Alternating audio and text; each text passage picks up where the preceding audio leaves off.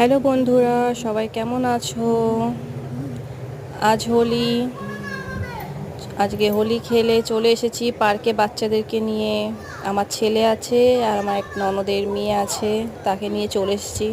আর যেহেতু হোলি, তো পার্ক পুরো ফাঁকা, দেখতেই পাচ্ছ তোমরা। তাই শুধু আমরা মাত্র 4জন আছি এখানে। আমাদের 2 বাচ্চা, আমি, আমার এক ননদ। বাচ্চার সাথে সাথে বাচ্চার মাও ফ্রিতে দোলনা চড়ছে, কি মজা! অনেক বছর পরে দোলনা চড়া হচ্ছে, তো ভালোই লাগছে। দেখতেই পাচ্ছ, বেশ মজা করছি।